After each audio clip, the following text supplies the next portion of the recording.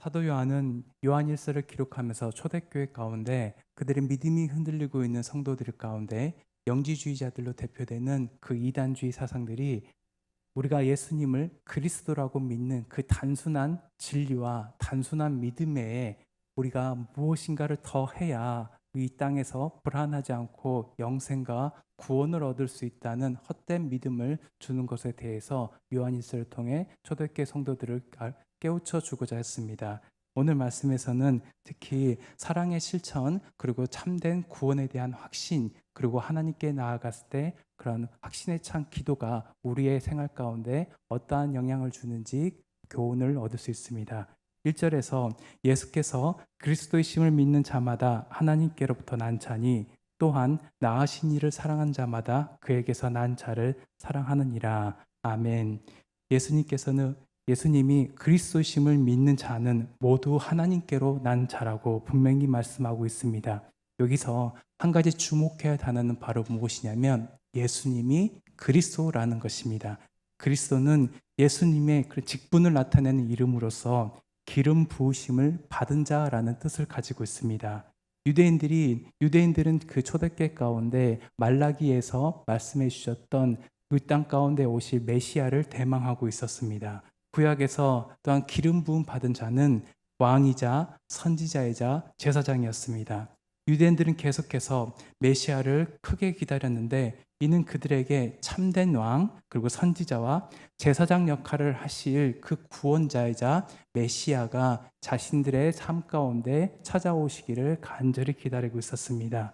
사실 왕은 이 땅 가운데서 그 완전한 선으로 질서 가운데 백성들을 통치하는 자이며 선지자는 하나님께로부터 메시지를 받아서 백성들에게 또한 교훈하는 그런 역할을 했습니다. 제사장은 백성들의 모든 그러한 죄 문제를 가지고 백성들을 대신해서 하나님 앞에 나아가 제사 드리는 그런 사명을 맡은 자였습니다. 따라서 이 메시아는 왕이자 선지자이자 제사장의 그러한 완벽한 조건을 갖춘다라고 생각했습니다. 그런데 이 땅 가운데 오신 그 예수님은 벌품없는 모습이었고 이 땅 가운데 가장 비천한 자로 이 땅 가운데 오셨습니다. 따라서 이 구원자이자 메시아가 그리스도가 이 땅 가운데 오셨을 때 정말 승리하시는 그 승리자의 모습으로 이 땅 가운데 오셔서 자신들이 지금 로마로부터 압제를 당하고 있는 이 상황을 다 극복하고 이스라엘을 중심으로 한 그 온전한 나라를 회복시킬 것이라고 생각했음에도 불구하고 이 땅 가운데 오신 그 예수님의 모습은 그들의 기대와는 달랐습니다. 하지만 예수님은 이 땅 가운데 나사렛이라는 아주 촌동네에서 태어나셔서 우리를 위해서 그 모든 땀과 피를 다 흘려주셨습니다. 따라서 우리가 예수님을 그리스도라고 믿는 것은 바로 무엇이냐면 예수님만이 우리를 온전히 다스리시는 왕이시며 진리로 우리를 인도하시는 선지자이시며 우리의 모든 죄와 고통의 문제를 해결해 주실 그 제사장이라고 고백하는 믿음의 고백이 담긴 그런 믿음의 그런 고백이었습니다. 따라서 이 왕이신 예수님의 다스림을 받은 자로서 그 왕의 그런 명령에 복종해야 되고 선지자이신 예수님의 말씀을 잘 배워야 되며 제사장이신 예수님 앞에 우리의 모든 죄 그리고 우리의 모든 짐을 의탁하고 내려놓는 그러한 삶을 살아야 된다는 것입니다. 한마디로 예수님이 우리의 주인이 되시고 왕이 되심을 이제 우리의 모든 삶의 영역에서 인정해야 된다는 것입니다. 사실 예수님이 그리스도라는 문제는 예수님이 제자들에게 가르쳤던 가장 중요한 주제였으며 초대교회 성도들 가운데 예수님이 그리스도라는 그 믿음의 고백이 바로 기독교인과 비기독교인을 구분하는 가장 핵심적인 그런 표지였습니다.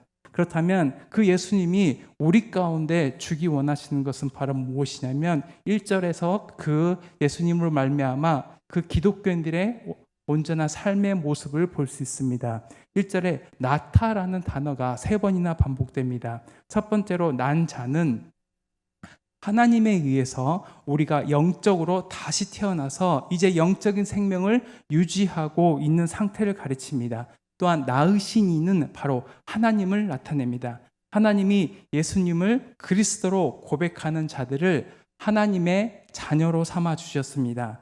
하나님은 우리를 자녀 삼아 주시되 창세 전부터 만세 전부터 그리스도 안에서 우리를 택하셔서 성령님을 통해서 우리를 다시 중생하게 하신 것이었습니다. 마지막으로 난 자는 하나님께서 중생시킨 그런 하나님의 다른 자녀, 곧 우리와 함께 예배드리고 교회라는 공동체 가운데 이제 권속이 되고 가족이 된 우리의 영적인 형제 자매를 가르칩니다. 따라서 하나님께로 우리가 나음 받은 자로서 이제 함께 그 은혜를 받아서 옆에 있는 그 형제를 바라볼 때 어떤 자세로 바라봤냐면 바로 하나님을 한 아버지로 또한 한 부모로 섬기고 있는 형제로 우리가 생각해야 된다는 것입니다.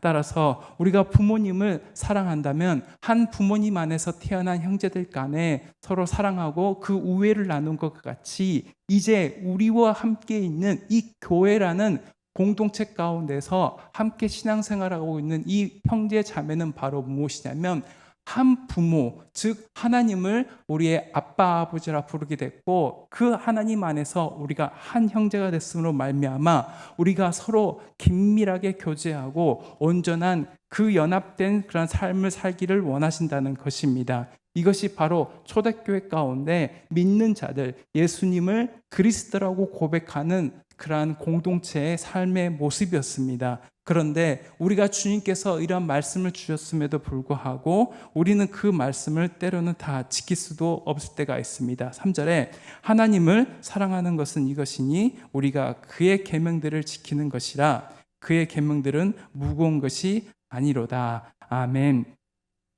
신명기 10장 12절 13절에 이런 말씀이 있습니다. 이스라엘아, 내 하나님 여호와께서 내게 요구하시는 것이 무엇이냐? 곧 내 하나님 여호와를 경외하여 그의 모든 도를 행하고 그를 사랑하며 마음을 다하고 뜻을 다하여 내 하나님 여호와를 섬기고 내가 오늘 내 행복을 위하여 내게 명하는 여호와의 명령과 규례를 지킬 것이 아니냐. 아멘.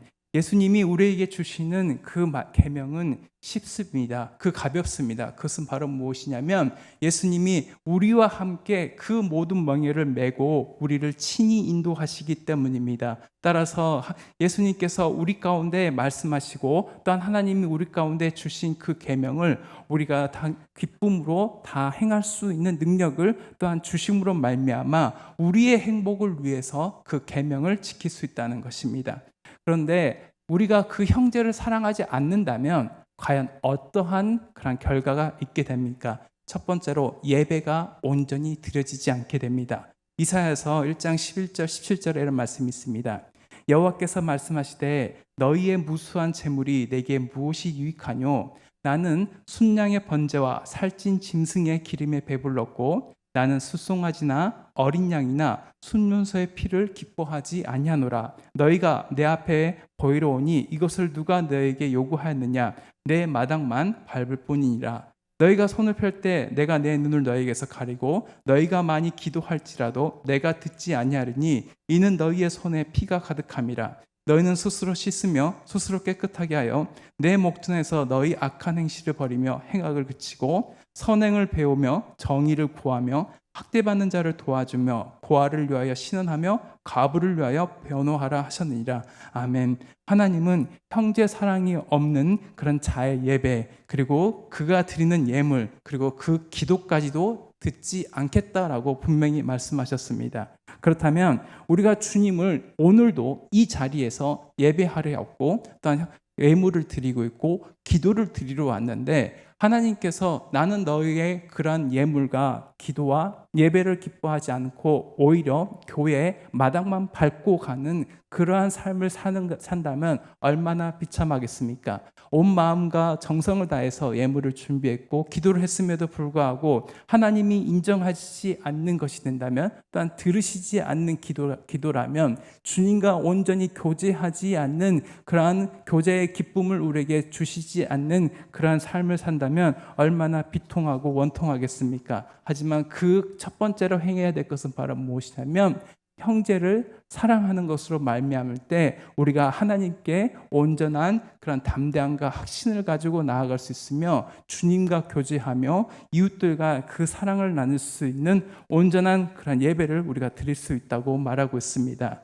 그렇다면 우리 가운데 지금 사도 요한은 이와 같이 하나님의 사랑하는 자, 하나님께서 난 자가 바로 옆에 있는 형제를 사랑함으로 말미암아 하나님과 한목하게 되고 또한 이웃들과 한목하게 되는 그 삶의 비결을 말씀하고 있는데, 예수님이 그리스도라는 그 믿음의 고백을 하는 것이 때로는 힘들고 어려울 때가 있다는 것입니다.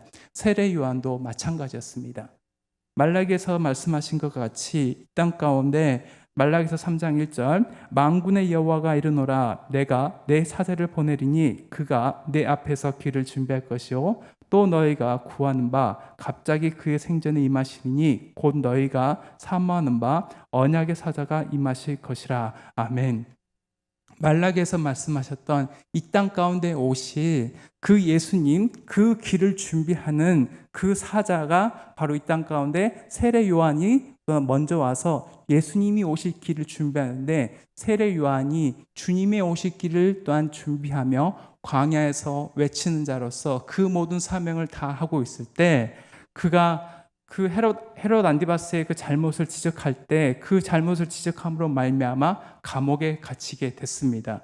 우리도 이와 같을 때가 있습니다. 나는 열심히 주님께서 말씀하신 대로 열심히 그 하나님의 그런 길을 가고 있었는데, 어느 순간 내가 그 주님을 믿고 그런 신앙인의 양심을 가지고 행동했음에도 불구하고 때로는 내게 닥치지 말아야 할 여러 가지 상황들이 우리 가운데 올 때가 있다는 것입니다. 때로는 불현듯 내가 지금 믿고 있는 이 예수님을 내가 정말 잘 믿고 있는지, 또는 내가 정말 이 예수님으로 말미암아 영생과 구원과 기쁨을 누릴 수 있는지, 때로는 우리가 회의를 가질 때가 있다는 것입니다. 의심을 품을 때가 있다는 것입니다.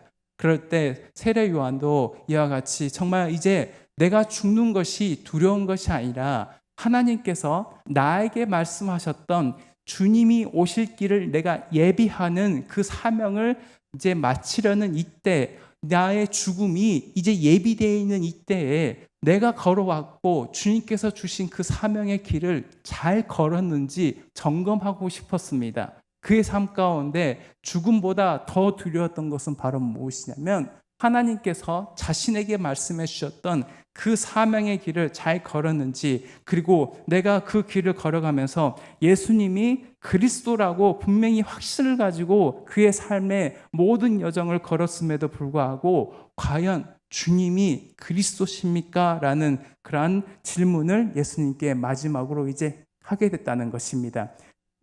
세례 요한은 자신의 제자들을 통해서 자신은 이제 감옥에 갇혀 있었고 사형이 집행되는 그 날을 이제 준비하고 있는 그때에 다시금 예수님께 물어보았습니다. 오실 그 이가 당신입니까? 라고 지금 세례 요한은 예수님께 대해서 물었습니다. 우리 오늘 본문 말씀을 참고할 말씀인데요. 마태복음 11장 2절에서 10절을 한번 찾아보겠습니다. 마태복음 11장 2절에서 10절입니다.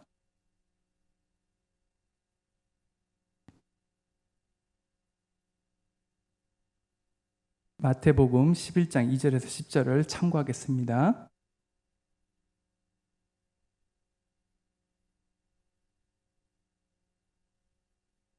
마태복음 11장 2절에서 5절 함께 읽겠습니다. 시작. 요한이 옥에서 그리스도께서 하신 일을 듣고 제자들을 보내어 예수께 여짜오되 오실 그이가 당신이오니까 우리가 다른 일을 기다리오리까? 예수께서 대답하여 이르시되 너희가 가서 듣고 보는 것을 요한에게 알리되 맹인이 보며 못 걷는 사람이 걸으며 나병 환자가 깨끗함을 받으며 못 듣는 자가 들으며 죽은 자가 살아나며 가난한 자에게 복음이 전파되라 하라.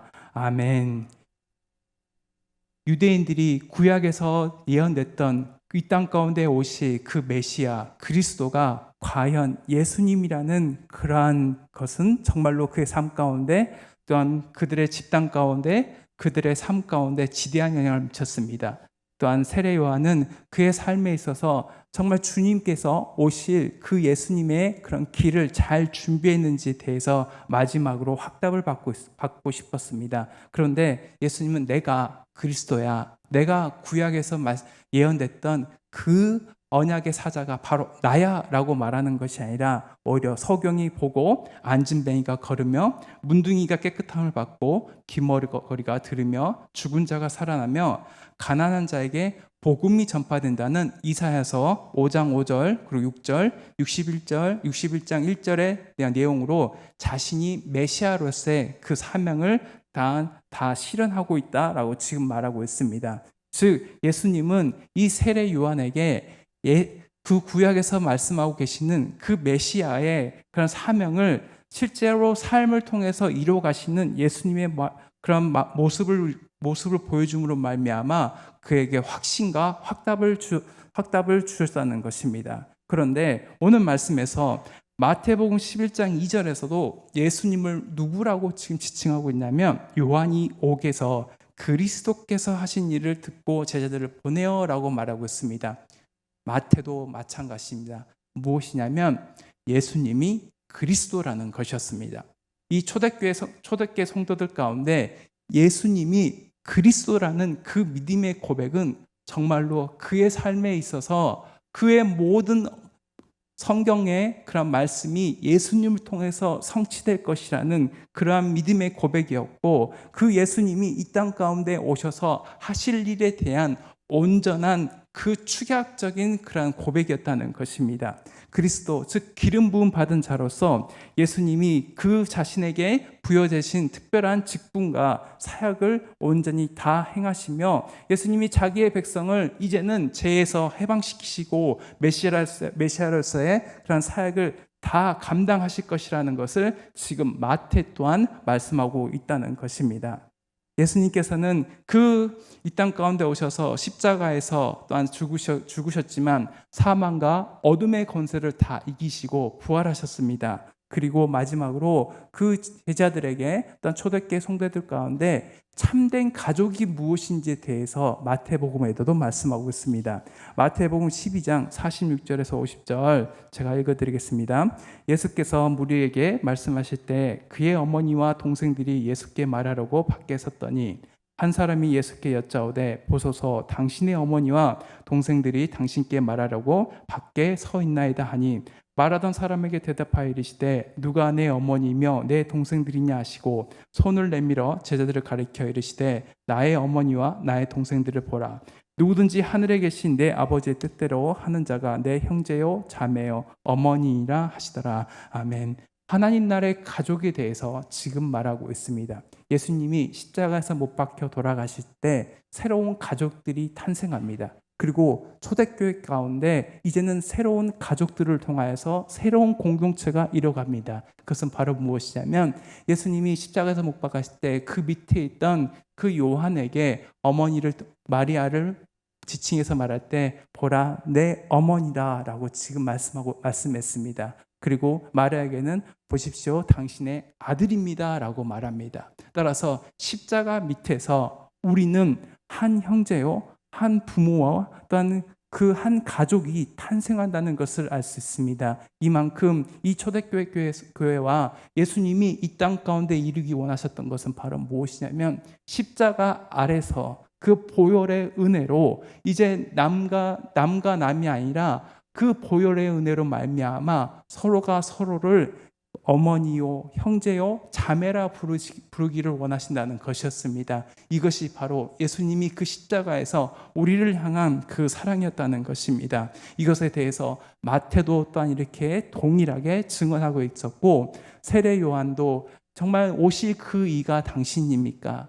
그 예수님이 이 땅 가운데 오셔서 행하시는 그 모든 일들이 결국 그리스도이시자 메시아이시자 왕이자 제사장으로서의 사명이 바로 다 이루시는 그 분이시 바로 예수님입니까? 라는 그 믿음의 그런 확답을 받기 원했다는 것입니다.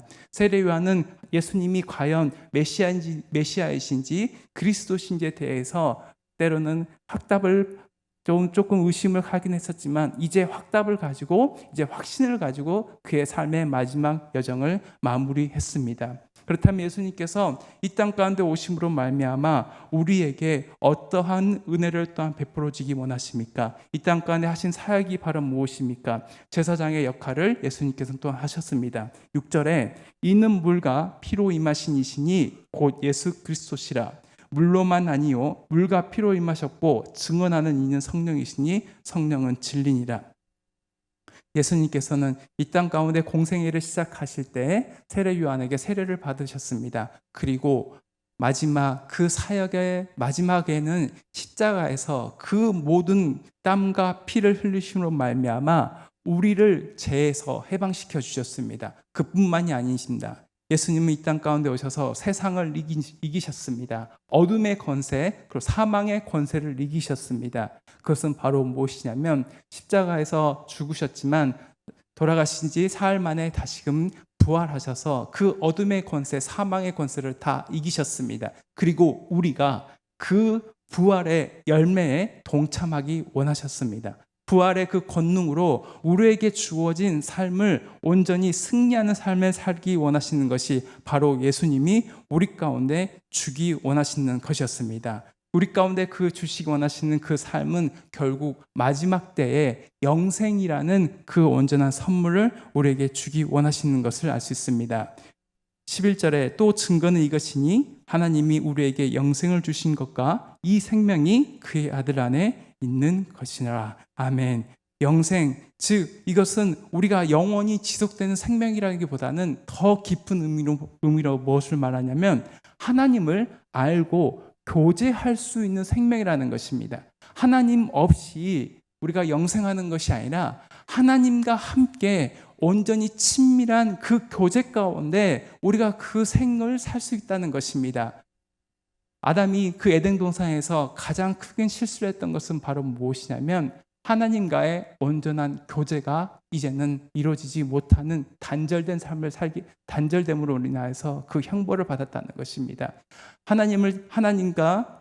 하나님께 죄를 범한 자의 마지막은 결국 무엇이냐면 예수님이 하신 십자가 사신 고백에 담겨 있습니다. 그것은 바로 무엇이냐면 아버지 어찌하여 나를 버리시나이까. 이것이 바로 하나님께 단 범죄한 자의 마지막 우리의 그런 고백이 될 수밖에 없었습니다. 하나님과 함께하지 못하고 하나님을 떠나고 하나님을 등진 자의 그런 마지막 삶의 모습은 바로 무엇이냐면 아버지와의 온전한 교제가 끊어지고 아버지께 버림받는 그러한 형벌을 우리가 받았어야 됨에도 불구하고 예수님은 십자가에서 우리를 대신해 그 하나님과 아버지와의 그런 온전한 교제가 끊어지는 형벌을 받았지만 이제 우리가 아담이 실패했지만 두 번째 아담으로 오신 예수님이 그 모든 그 하나님의 말씀을 이루시고 성취하심으로 말미암아 이제 하나님과 온전한 교제를 누리며 온전히 그 하나님의 그런 충만한 삶 가운데 우리가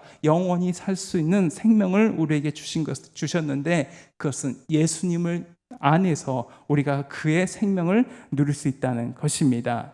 맞습니다. 예수님이 이 땅 가운데 오셔서 우리에게 행하신 것은 단순한 것이 아니었습니다. 왕이자 선지자이자 또한 우리 가운데 오신 그 구원자로서 이 땅 가운데 가장 비천한 자의 모습으로 오셔서 세상 사람들은 저 사람이 과연 메시아가 맞아? 구원자가 맞아? 할 정도로 그렇게 비참하고 정말 소외되고 천대받는 그 지역이라는 나사렛 갈릴리라는 지역에서 주로 활동하셨음에도 불구하고 이 예수님을 그리스도라고 고백하는 믿음의 성도들 가운데는 그로 말미암아 영원한 생명, 즉 하나님이 우리 가운데 온전히 선물해 주기 원하셨던 그 친밀하고 그 긴밀한 교제 가운데 영원한 생명을 우리에게 허락해 주기 원하셨다는 것입니다. 맞습니다. 예수님으로 말미암아 우리가 이제 그 하나님의 아들의 이름을 믿는 그 믿음으로 말미암아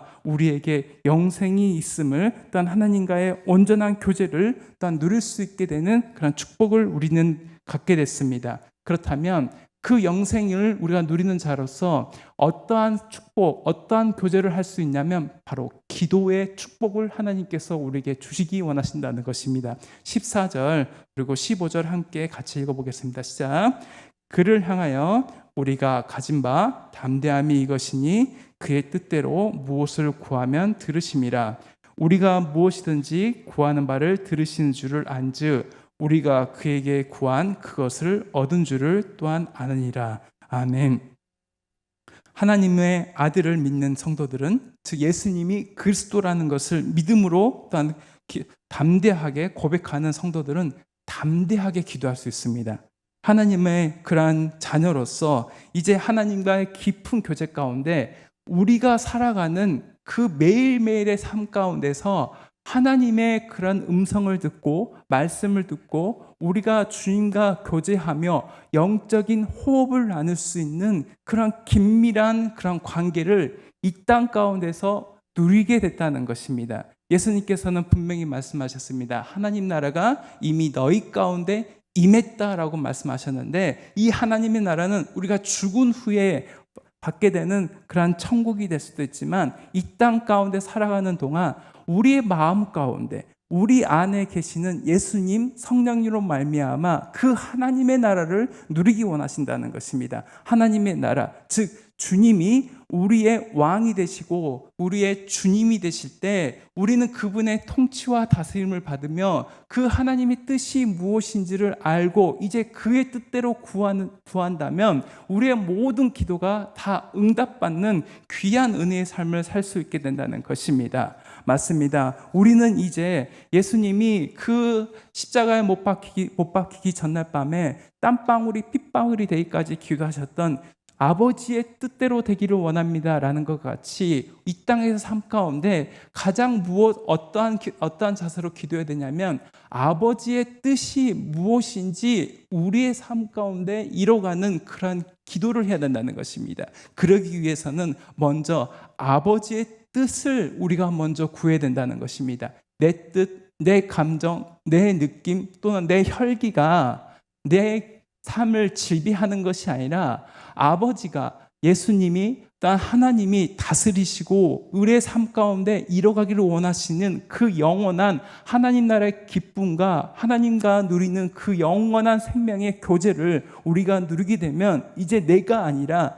아버지의 뜻이 먼저 앞서게 된다는 것입니다. 그러할 때 온전히 우리의 마음 가운데 우리의 삶의 그런 지경들이 이제 넓혀지는데 그것은 내 지경이 아니라 하나님의 그런 나라가 확장되는데 우리가 쓰임받게 된다는 것입니다. 그러기 위해서 우리가 먼저 해야 될 것은 바로 무엇이냐면 하나님이 우리를 사랑하시되 독생자 예수 그리스도를 이 땅에 보내시기까지 우리를 사랑하셔서 창세전에 우리를 택하셨고 그 사랑이 바로 우리와 함께 있는 이 형제 자매들의 그런 사랑의 그런 공동체, 사랑의 가족을 우리 가운데 허락해 주셨다는 그 믿음의 고백, 그리고 이 형제를 정말 사랑으로 말미암아 내가 예배를 드릴 때 일단 온전한 예배가 이루어지고 하나님께 예물을 드릴 때도 그 예물을 기뻐 받으시고 내가 기도할 때 막히지 않는 그 기도가 될 수 있는 것은 바로 무엇이냐면 형제를 사랑하라는 그 하나님의 그런 그 사랑의 그런 가치관을 가지고 내 형제를 바라볼 때 주님께서는 나의 모든 영적인 것, 신앙적인 것, 그것들이 모두 다 회복되고 하나님이 온전히 다스리시고 또한 통치하시는 하나님의 나라가 우리를 통해 이루어진다는 것입니다. 그럴 때 초대교회 성도들 가운데 과연 내가 예수님이 그리스도라는 그 단순한 진리를 믿음으로 말미암아 영생과 구원을 얻을 수 있어라고 그들이 의심을 품었지만 그것이 아니라 예수님이 그리스도야, 예수님이 이 땅 가운데 오신 하나님의 아들이야 라는 그런 믿음의 고백은 그 고백만 하는 것으로 말미암아 온전한 영생과 구원과 기쁨을 누릴 수 있다는 단순한 기독교의 논리를, 진리를 알려주기 원하는 것이 바로 사도 요한이 이 지금 서신서를 기록한 목적이고, 우리 가운데 진정으로 무엇을 선물해 주기 원하냐면 바로 하나님으로 말미암아 우리가 그 영생을 받은 자로서 이제는 하나님께 우리가 그 온전한 기도와 그 막힘이 없는 삶을 살기 원했다는 것이었습니다. 우리 가운데 이제 요한일서를 이제 마무리하지만 사도 요한이 초대교회 성도들 가운데 알려주기 원했던 그 단순한 진리를 우리도 깨달아 알기 원합니다. 그리고 막힘이 없는 그런 신앙생활이 아니라 온전히 하나님과 화평을 누리고 이웃들과 화평을 누리고 주님과 온전한 교제 가운데 그 친밀한 그러한 교제를 나눌 수 있는 저와 여러분이 되기를 간절히 소망합니다. 아멘.